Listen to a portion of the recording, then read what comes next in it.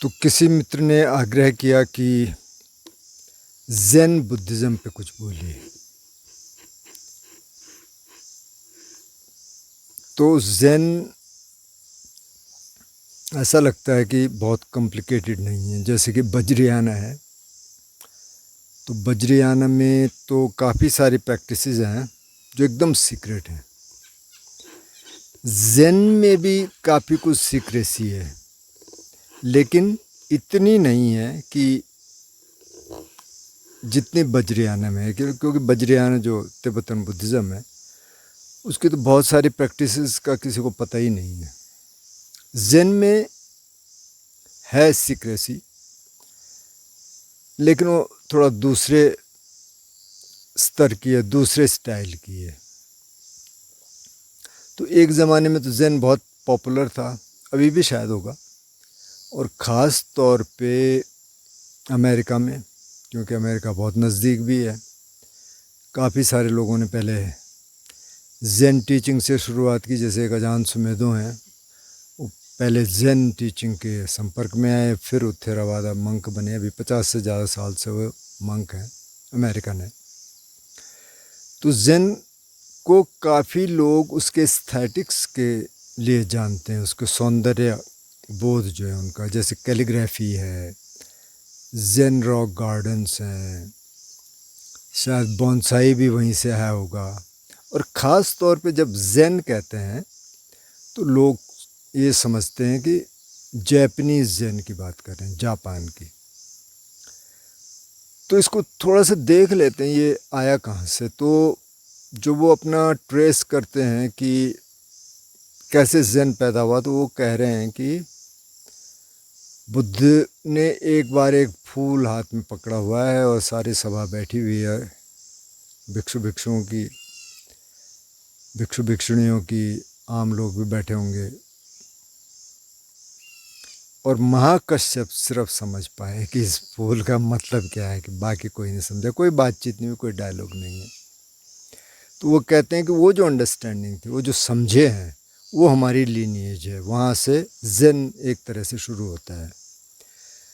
अब अगर इस कहानी को थेरावादा पर्सपेक्टिव से देखें, ये देखें कि पाली कैनन में क्या इसका कोई जिक्र है, कोई जिक्र नहीं है। तो ये कहानी शायद बाद में बनी है, पर जो भी हो, जो ज़ेन की शुरुआत होती है यहाँ शायद 3rd सेंचुरी AD से, यानी कि बुद्ध के परिनिर्वाण के करीब करीब 800 साल बाद। और जो मुख्य किरदार हैं इस स्टोरी में, जो ज़ेन जो जापान में है, चान जो चाइना में है, कोरिया में है, क्योंकि ये चाइना से होके गया। तो बोधि धर्म हुए एक 5th और 6th सेंचुरी में, जो चाइना गए, और कहते हैं कि बोधि धर्म 9 साल तक वो सिर्फ एक कमरे में बैठे, दीवार को फेस करते हुए, यानी सामने दीवार है और बोधि धर्म बैठे हैं, कोई प्रैक्टिस नहीं है, बस बैठे हैं। और आज भी जो ज़ेन मास्टर्स हैं, और जो मेन प्रैक्टिस है वो यही है कि वो दीवार के सामने बैठते हैं, दीवार सामने है, और आंखें आधी खुली हुई होती हैं। पोस्चर पे ज़ेन का बहुत ज़ोर है कि पोस्चर एकदम से स्टेबल होना चाहिए। तो ये तो फुल लोटस में बैठो, या हाफ लोटस में, या क्वार्टर लोटस में, कुर्सी पे बैठ सकते हैं, लेकिन एकदम स्टिल। तो उनका पोस्चर पे बहुत ज़ोर रहता है। और वो दीवार को देखते हैं, तो दीवार कोई ऑब्जेक्ट नहीं है, ऑब्जेक्ट ऑफ मेडिटेशन नहीं है, बस वो है कि सिर्फ वहाँ बैठना है और अपने जो कंसेप्ट्स हैं, जो थॉट्स हैं, जो हैं, उसको एक तरफ छोड़ दो। अच्छा, तो मेन जो 2 स्कूल हैं ज़ेन के जापान में ख़ासतौर पे, एक तो है सोतो, दूसरा है रेंजेई। सोतो स्कूल वाले कहते हैं कि कुछ करने की ज़रूरत नहीं है, यानी प्रैक्टिस क्या है, प्रैक्टिस विदाउट प्रैक्टिस, कोई प्रैक्टिस नहीं है, अपने आप होगा। जैसे आपने कईयों ने सुना होगा सतोरी, सतोरी मतलब अचानक जो इनलाइटनमेंट होता है बिना किसी एफर्ट के। और एक और शब्द सुना होगा, शिकन ताज़ा। शिकन ताज़ा का मतलब ये है जस्ट सिट डू नथिंग, बस बैठो, कुछ करने की ज़रूरत नहीं। तो अभी जो दूसरा रेंजे स्कूल है उसने कहा भाई ऐसे नहीं होता है, इससे कुछ नहीं होगा, करना पड़ेगा कुछ। तो इनके यहाँ प्रैक्टिस है। तो इन दो स्कूलों, ये दो स्कूल जापान के हैं। बाकी चाइना में 4 स्कूल है, लेकिन चाइना में और सारे इन्फ्लुएंसेस थे, जैसे डाओइज़म का था या ताओइज़म, और कन्फ्यूशियस भी वहाँ हुए तो उनका भी असर था। तो महायान वहाँ थोड़ा सा डिफरेंट हो गया, उसने एक अलग मोड़ ले लिया। और जो वियतनामी जो ज़ेन है, अगर आप थोड़ा बहुत बुद्धिज़्म को सुनते हैं तो आपने ज़रूर नाम सुना होगा तिक न्यत हन, जो एक वियतनामी ज़ेन मास्टर हुए और उनको निकाल दिया गया था वियतनाम में जब वार चल रही थी। और वो पहले अमेरिका गए, फिर वो फ्रांस में जाके उन्होंने अपना एक शुरू किया मोनेस्ट्री, जिसको प्लम विलेज मोनेस्ट्री कहते हैं। प्लम विलेज आप जाएंगे तो फेसबुक पे, इस पे, यूट्यूब पे, इंटरनेट पे आपको मिल जाएगा, आप देख सकते हैं। वो उनकी अभी डेथ हो गई, मेरा ख्याल 3-4 साल पहले, 90s में थे वो, 94-95 के आसपास। तो उन्होंने क्या किया कि फिर से थेरावादा के सूत्र पढ़ने शुरू किए और वहाँ से ट्रांसलेशन शुरू किया। तो जो उनकी मेन एक्सरसाइज है वो आनापानसति सूत्र से है, जिसमें मैंने जिक्र किया था किसी वीडियो में कि 16 स्टेप है, वो उनकी मेन प्रैक्टिस है। अच्छा, तो ये जापान के अभी का जो सिनेरियो है, जैसे जाजेन आपने सुना होगा, तो जो जाजेन प्रैक्टिस है वो बेसिकली ब्रेथ मेडिटेशन है। और कई बार वो सांसों को गिनते भी हैं। तो सांस अंदर ली, जो बाहर आई 1, अंदर ली, बाहर आई 2, 10 तक गिनो, फिर 1 पे आ जाओ। और कभी अगर बहुत थॉट्स हैं, 10 से ऊपर चला गया तो कहते फिर से 1 पे आ जाओ। ये भी एक प्रैक्टिस है। तो बेसिकली वहाँ ब्रेथ मेडिटेशन है। उनका कई स्कूल का एक डोगेन स्कूल है, जिसका ज़्यादा जोर ये है कि हर काम में बोध रहे। जैसे एक वीडियो हमने बनाया था चलते फिरते खाते पीते, शायद वो उन एपिसोड से ज़्यादा प्रभावित हैं। तो वो कहते हैं कि हर उसमें उनका खाना बनाने की भी एक प्रैक्टिस है मेडिटेशन की, कि कैसे बनाना है। आप वहाँ आ रहे हैं, आप काट रहे हैं, ठीक है, रैंडम थॉट्स आ रहे हैं, लेकिन आप प्रेजेंट हैं, और कामों में आप प्रेजेंट हैं। तो उनका एक होलिस्टिक अप्रोच है, वो करते हैं। अच्छा, बोधि धर्म को इस रूप में भी जाना जाता है कि बोधि धर्म के जो शिष्य थे, शायद एकू या ईकू या कुछ इस तरह का नाम था, शायद चाइनीज़ रहे होंगे। तो वो बोधि धर्म से कहते हैं कि बाकी सब ठीक है ना, लेकिन मेरा जो मन है वो शांत नहीं हो पा रहा। बोधि धर्म ने कहा करवा देंगे शांत। बोले अच्छा कैसे करेंगे, बैठ गए सामने। तो बोले लाओ मन को दो इधर। तो अब वो देख रहे हैं कि मन को दो इधर। तो ये जो मन को दो इधर, तो क्या मन देंगे? तो चेला ये बोल सकता था, वीकू शायद उनका नाम, कि भाई मन क्या है, मन कोई चीज़ थोड़ी जो दे दूँ। लेकिन ये डायलॉग है।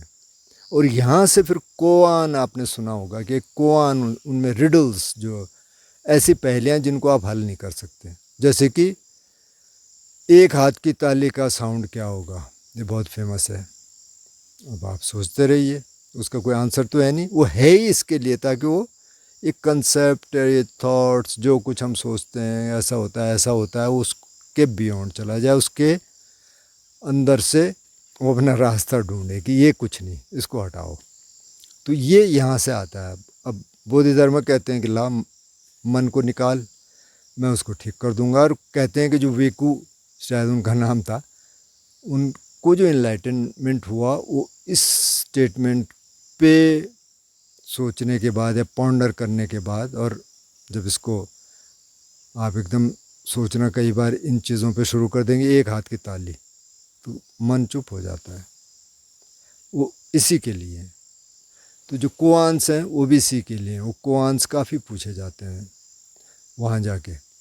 तो ये जो दूसरा जो ये स्कूल है, इसमें गुरु शिष्य परंपरा बहुत स्ट्रांग है, मतलब डायलॉग है। गुरु और शिष्य के बहुत डायलॉग्स हैं, लेकिन वो डायलॉग कई बार शब्दों में नहीं है, वो कई बार साइलेंट डायलॉग्स हैं। जैसे कि माँ कश्यप का जो वो कहते हैं कि ओरिजिन वहाँ से हुआ, तो बुद्ध ने कुछ नहीं बोला, मतलब जो कहानी है, और माँ कश्यप समझ गए। तो इस तरह के भी बहुत सारे डायलॉग्स हैं। तो ये बहुत सटल, बहुत सूक्ष्म हो जाता है कई बार। अब जापान में तो इस तरह का ज़ेन है। अभी जो जाज़ेन प्रैक्टिस है, मेन प्रैक्टिस वो ब्रेथ मेडिटेशन है, और भी ब्रेथ मेडिटेशन करते हैं। और एक मैंने बताया जो होलिस्टिक, उसमें जो एवरीडे लाइफ में कि कुकिंग कैसे करें, क्लीनिंग कैसे करें, गार्डन कैसे बनाएं, कैलीग्राफी कैसे करें, वो सारा कुछ ध्यान में करना है, प्रेजेंट रह के करना है। अब इसके बाद जो स्कूल में जो तिक ने थन का मैंने बताया, वो थेरावाद की तरफ वापस आए। ऐसी चाइना का जो ये दूसरा वो है, क्या बोलते हैं उसको, जिस पे चाइना कहता है कि मेरा ताइवान। ताइवान में बहुत सारी मोनेस्ट्रीज हैं, और ताइवान में एक टीचर हुए, उनका नाम मुझे नहीं मालूम। उन्होंने भी कहा कि भाई जो टीचिंग है ना, एक्चुअली वो थेरावाद में है। तो उन्होंने थेरावाद के सूत्र फिर ट्रांसलेट करने शुरू किए, और फिर से उसको रिवाइव करना शुरू किया। अच्छा, जो एक मेन चीज़ है ज़ेन में, वो है बोधिसत्व भाव।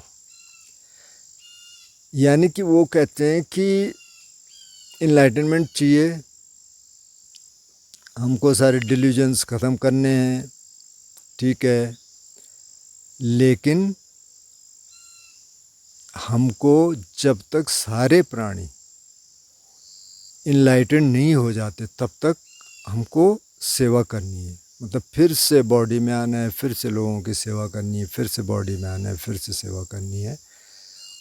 तो कंपैशन एक बहुत सेंट्रल थीम है इस ज़ेन का भी, चान का भी, और जो तिब्बतन बुद्धिज़्म है जिसमें तंत्र काफ़ी है, उसका भी, कि कंपैशन, सारे प्राणियों के प्रति कंपैशन। क्योंकि बोधिसत्व वाव ही यही है कि मैं तब तक इनलाइटन नहीं होऊंगा जब तक सारे जीव इनलाइटन नहीं हो जाते। अब ये थेरावाद के पर्सपेक्टिव से तो इम्पॉसिबिलिटी है, क्योंकि अब बुद्ध तो कहते हैं कि असंख्य वर्ल्ड सिस्टम्स हैं जिसमें असंख्य प्राणी हैं। तो बुद्ध तो कहते हैं कि ये संसार तो ऐसे ही रहने वाला है, ऐसा तो हो नहीं सकता, ये पॉसिबिलिटी है ही नहीं कि सारे के सारे इनलाइटन हो जाएंगे। लेकिन अब ये कहते हैं तो इसमें मतलब शायद सेवा का भाव ज़्यादा है, कि वो कह रहे हैं कि नहीं, हमको तो फिर से इधर आना है और फिर से सेवा करनी है, लेकिन अपने डिल्यूजन भी ख़त्म करने हैं। तो मुख्य रूप से जितना मुझे पता है, जितना थोड़ा बहुत मुझे पहले पता था, थोड़ा सा मैंने और रिसर्च की, मुख्य रूप से तो यही है ज़ेन में। हालांकि ज़ेन कहते हैं, जैसे एक सोतो स्कूल की हमने बात की, कि वो कहते हैं कि ज़्यादा कंसेप्ट नहीं, ज़्यादा कुछ नहीं चाहिए। तो ऐसे लगता है कि शायद फिर तो कुछ लिखना पढ़ना होता नहीं होगा, लेकिन कहते हैं कि बहुत सारा लिटरेचर ज़ेन में है उपलब्ध। तो मतलब कहीं ना कहीं जो ये है कि नो प्रैक्टिस है, उसमें भी कोई ना कोई प्रैक्टिस तो आ जाती है।